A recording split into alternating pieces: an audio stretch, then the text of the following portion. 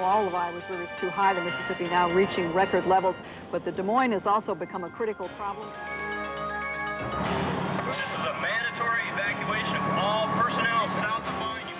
It's about 3:30 in the morning right here. They have built a large dike across the intersection here to hold back the water. On the other we plugged everything up over there, man, best we can. I need a bagger right here. We're going to do everything we can to be there. It's like this is a bad dream, and all we can do is hope and pray. That's all we can do. So. We still have a very serious condition on our hands. They said if we can get her done and hold it off, they'll have water back in the pipes in a week.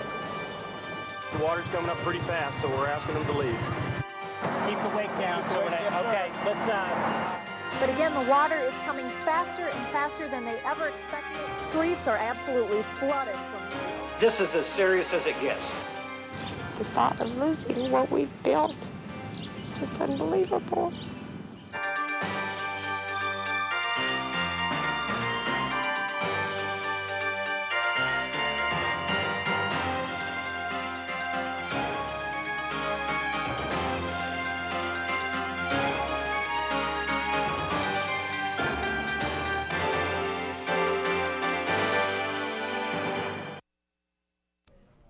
Good evening. Hard to believe it's been 10 years since the flood of '93, a time when Iowans felt such despair yet persevered to pull through the worst flooding ever to hit this region.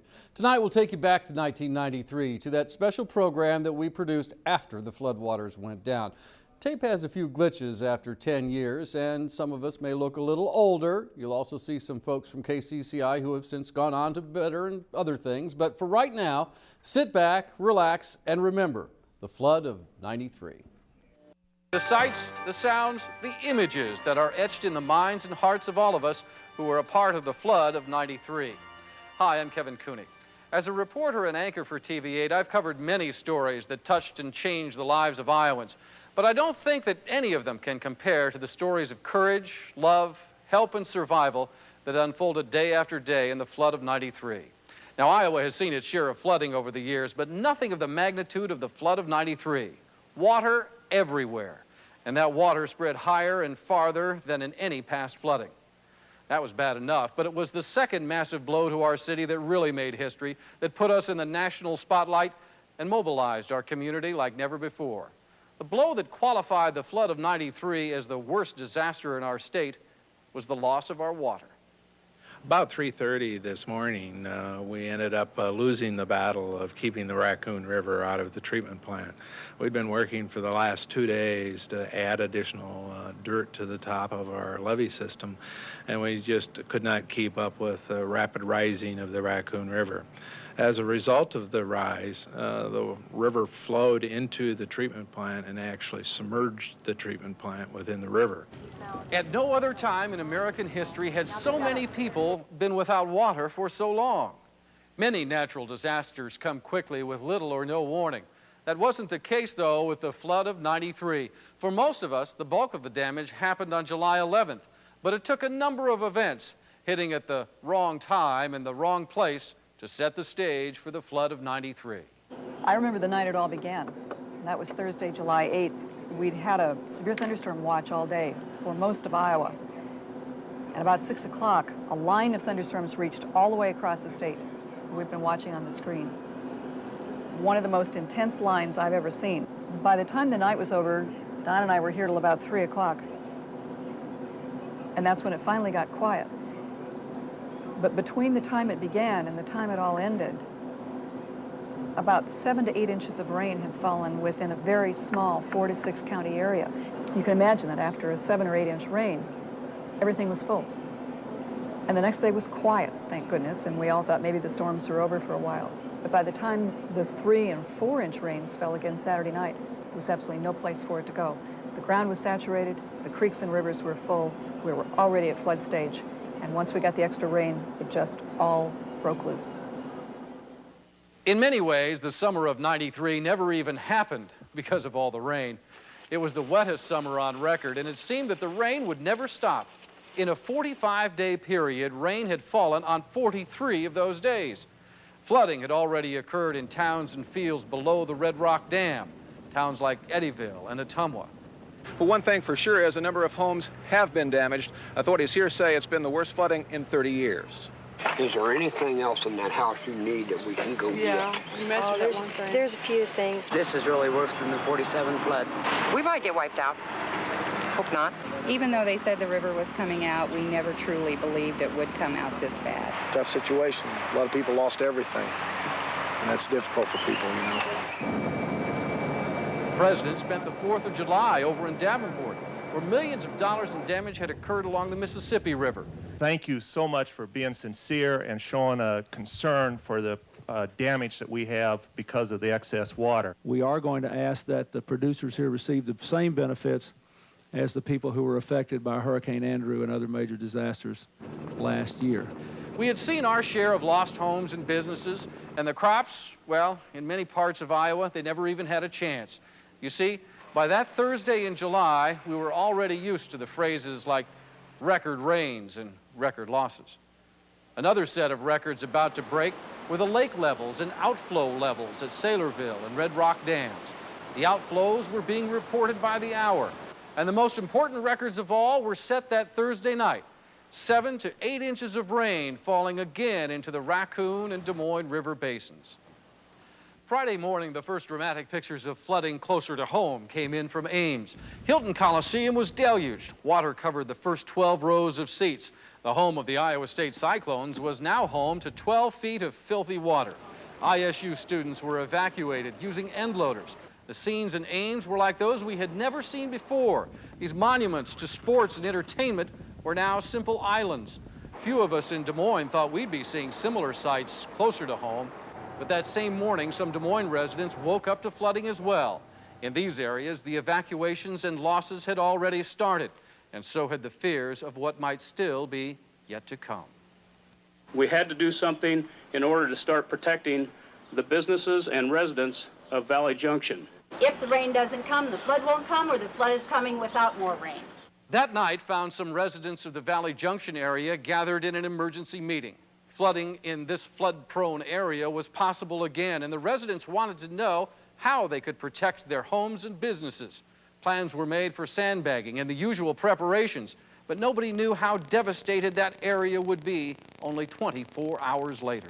You're going to have to make decisions on your own, and we just ask that you protect your property. From the outside looking in, that Saturday morning looked much like any other summer Saturday morning in Des Moines. Sun was shining, farmers markets were buzzing, and the metro area was busy with the Greater Des Moines Grand Prix. But there was a feeling of growing concern as well. You could see the waters rising toward the tops of the bridges in downtown Des Moines. Roads in outlying areas were starting to shut down. The bridges to Johnston were closed as well, leaving that city all but cut off from the rest of Des Moines. So the ironic thing about that day is that one of the sunniest days so far would give way to one of the darkest nights in Des Moines history. As much as they can, but they want everyone out at 8 o'clock. The National Guard is on the scene. They will not let anyone in this area after 8 o'clock. It was just real strange, on the one hand being concerned with an event like the Grand Prix, on the other hand realizing what was building. Sarah was doing her live report, and they told everybody as she was on live to get out while she was on live. All personnel south of Vine, you must exit immediately, including news personnel. Yelling at me while we were live on the air, telling me to get out, that the levee was going to go, that it had broken in 2 places and the water was coming, and to get out now. And I think I was like, okay. And it was very scary. And it came up fast. Just as the water was coming into downtown West Des Moines, I was driving in, everybody else was leaving, and it was pretty dramatic. I mean, everybody was trying to get out. There were a lot of people that were upset, leaving their homes, and the water kept on coming and coming, and pretty incredible sight. I'd like to stay here, but I don't think there's any way it's going to hold back that long. It looked like something out of a movie. There were so many National Guards people there, and there were trucks, and they were very nice, but they were on a mission, and their mission was to keep you out of West Des Moines and out of the bad areas. We just started thinking what we should do, where we should go, how are we going to cover this thing. Its enormity of just the flood damage was just beginning to sink in.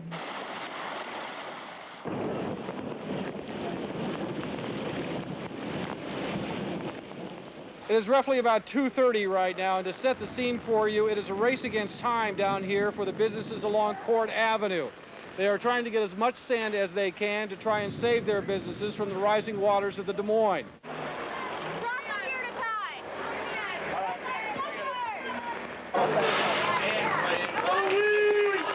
And to save our businesses. It was incredible to see all these people down there sandbagging in the rain. It was just torrential rain, and these people were just in their street clothes. They were sopping wet.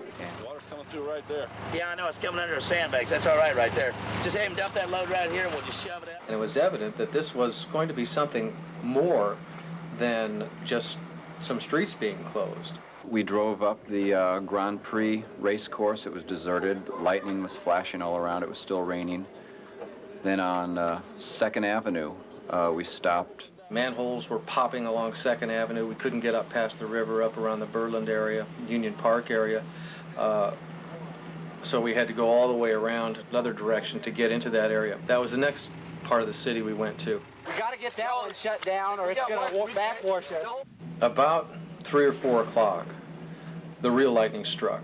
I mean, that's when we heard that possibly L.D. McMullen had been flooded out down at the waterworks. He gives us the news that would definitely affect 250,000 people for days and weeks to come. About 3:30 this morning, we ended up losing the battle of keeping the Raccoon River out of the treatment plant. As a result of the rise, the river flowed into the treatment plant and actually submerged the treatment plant within the river. At 3 o'clock in the morning, hearing that the water plant had gone down, the first thoughts, once my head cleared, was, oh my God, we don't have water. That is just huge. I mean, they might as well have dropped a bomb on the city as far as impact. Yesterday, the mayor issued a state of emergency proclamation which empowered the police department to take extraordinary action, remove people from areas where they do not belong. And it was a frightening situation. Bit by bit, this was all becoming more and more apparent to me, and I think to our viewers, that this was a very serious situation. Des Moines wasn't supposed to flood. Des Moines not supposed to flood. We have Saylorville, we have levees, but Des Moines, not going to get hit by a flood. Oops.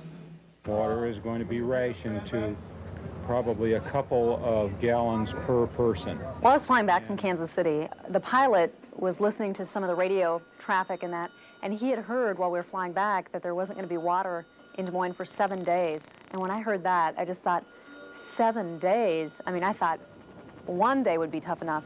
When I heard that we weren't even going to have running water for 7 days, I couldn't believe it, and I didn't know what I was getting into. It's not a panic situation. I mean, it is for individuals who's had to be evacuated from their homes and businesses, but overall, the city is still under control. At 4:30 Sunday morning, July 11th, I don't think I could have been more terrified because I knew that our entire building was without power. We had no way to tell what was probably the biggest story of my lifetime. Yet, within an hour, I think every employee that could have been here was here. We had backup power. We had people on cell phones. We had our general manager at the reception desk. I think we knew that, this was it. It was old-fashioned television. It was yours truly, a microphone and a camera, and a little later on a cell phone where I could just hold the microphone up to the cell phone, and that's how we were doing interviews for about an hour on the air. Well, the information was life and death because the water supply was taken out. Typical flood, a few streets, a few houses get hit. But in this case, everybody in our viewing area was affected, almost. I got into the station about 20 minutes of 7 and realized we were going on the air, so I jumped in and sat down next to Kevin around 7 o'clock that morning and didn't stand up again until 5 o'clock in the afternoon. Never has a newscast gone by so quickly. It was probably the most fascinating time spent in an anchor chair and watching history unfold before your eyes. A lot of the times we didn't need to say anything. We just let the pictures do the talking for us. Everybody knew that we'd had as much rain as we could stand. I guess the horrible thing was that we just had to sit here and watch it keep raining. knowing that it was going to affect so many people. This really was a disaster. I mean, that was not far-fetched by any means to use terms like devastation, disaster, using them over and over again, because that's exactly what it was. We were all just moving, trying to get that information out to the public, to inform them, number one, what was closed down, number two, where they could find water, and trying to explain to them why they wouldn't have water coming out of their faucet, and that it was contaminated, that even if they did get a little trickle, not to drink it, not to use it, because it was bad, it was contaminated. And getting the information out to the public was the most important thing. You didn't have to go very far to find a story. You could talk to anybody who was walking the street, and they had a story. Because everybody was a part of this in Des Moines. Everybody was a part of being affected by this, and everybody was a part of reclaiming our city. And that was another thing that was very heartening about this whole thing. We sent remote units around, and they were bringing back pictures live, and I was in the control room, that it was hard to fathom. It just went like that all day. One picture after another, the aerials we brought back, it was just unreal. We slowly pulled up to the West Des Moines Waterworks on a railroad and saw a sea of volunteers, sandbagging, working as hard as I've ever seen anybody work. They knew that was the only safe supply of water, and if that went, the whole city would be without water. Sandbags going up all over the area to protect it from the Raccoon River, which is just down the way here over railroad, and the river as yet has not come up here, although there is quite a bit of water, standing water, in areas around here. Yeah, it's incredible. There's so many people out here. It makes you feel good about the community because you can see all the people who are willing to help and pitch. The sheer number of people calling in, offering help, telling us that sandbaggers were needed, that type of thing, disseminating that information. And as soon as we would think of a critical need at home, baby formula, that type of thing, there would be somebody calling. Salvation Army, Red Cross would say, we've got this set up. First distribution station should be open sometime this afternoon, and certainly as soon as we get that information, we'll get that off to you. And they do stress not to panic. Showers had to be set up. If you needed a place to go to the bathroom, I mean, you know, all this stuff was flowing in. You can use just a small amount of water to use that in your toilet, and also they were talking Toilets earlier, flushing and dumping that bucket and showing people how to do it on the air with about 2 gallons of water all of a sudden didn't become anything that anybody objected to. It's something that a lot of people really wanted to know. They didn't know how to manually flush a toilet. I didn't know how to manually flush a toilet. We've more than doubled the National Guard personnel that are on duty in just the last 24 hours. Water is going to be rationed to probably a couple of gallons per person. We've got a critical situation in West Des Moines right now. There's no reason for anybody to panic. Nobody here is going to go without any water.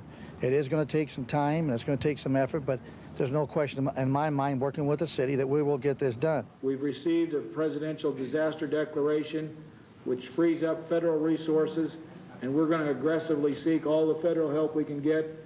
And I want to assure you personally that we'll provide whatever state assistance is necessary, the National Guard, the DOT, any of the state agencies. We appreciate the fact that we have not had any serious problems with looting or things like that because of the good work that's been done in security and also the cooperation of the citizens. So, day one found a city under siege. Des Moines and the communities served by the Des Moines Waterworks had no water, and hundreds of homes and businesses were either damaged or destroyed. Now add to that the fact that much of the city was still without electrical power. You've got a very dangerous situation. Many people said Des Moines looked like a war zone that night, and in many ways they were right. Not only was there the destruction, but soldiers and equipment from all over the country were dispatched to Des Moines. And they showed up in all these trucks, and there were just hundreds of National Guards people there and filling sandbags, and you didn't think too much about it until they started evacuating people, and then it seemed like an army operation.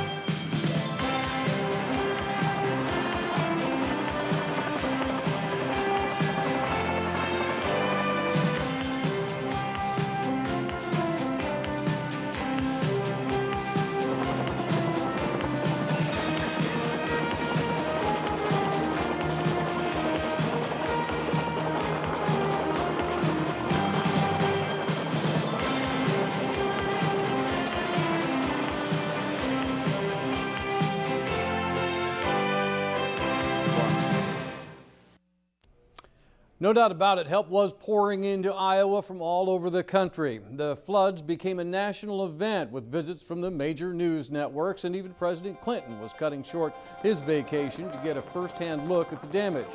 Hear how the floods personally affected him coming up, and see what Iowans saw once the floodwaters went down and out of their homes. It's a real pleasure for me this morning to be able to release Zone A. And see the good news at the end of it all when finally water faucets flowed again. We'll be right back.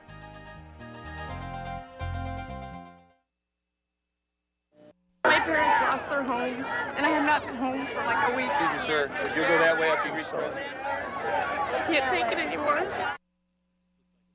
Iowans lost their homes, their belongings, and their water in the flood of '93, and things would get worse before they got better. Welcome back, everyone. A decade ago, record rains gave way to a record flood. It was a dark time in the state's history, but Iowan spirits shine through it all. Picking up where we left off now, President Clinton returns to Iowa. Central Iowa suffers some heartbreaking setbacks, and the water finally does go down. So much had changed in a mere 24 hours. Even our vocabulary changed as phrases like water distribution site and emergency proclamation became part of our everyday speech. The whole city was affected. And as the business week began, those businesses that weren't flooded out were ordered shut down by the mayor. You see, without water, public health and sanitation were huge problems these days. It's not good what they see. The water department thinks, well, they can get started on serving the city again with fresh water, maybe by next week. So it's been a long week, to say the least. A week full of tragic endings, but some new beginnings, too, including your own. So, Lucas, welcome to the world. Welcome to Iowa. Welcome to our family. We think you'll like it here, once it dries out.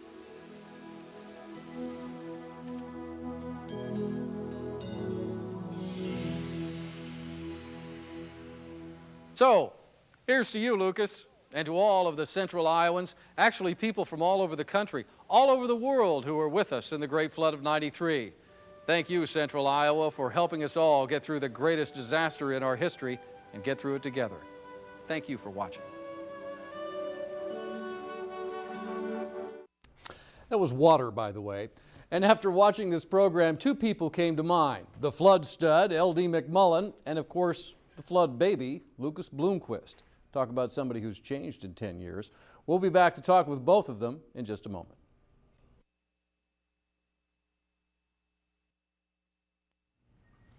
Welcome back. As you saw just a moment ago, we wrapped up our look at the floods from 10 years ago with a toast to a young man, a very young man who, amidst all the chaos and all the problems of the floods, chose to enter the world right in the middle of it all. His name is Lucas Bloomquist. There he is right there. As you can see in this video, Lucas is a little older these days, 10 years to be exact, and like many 10-year-old boys, enjoys summertime with a busy baseball schedule and lots of other activities.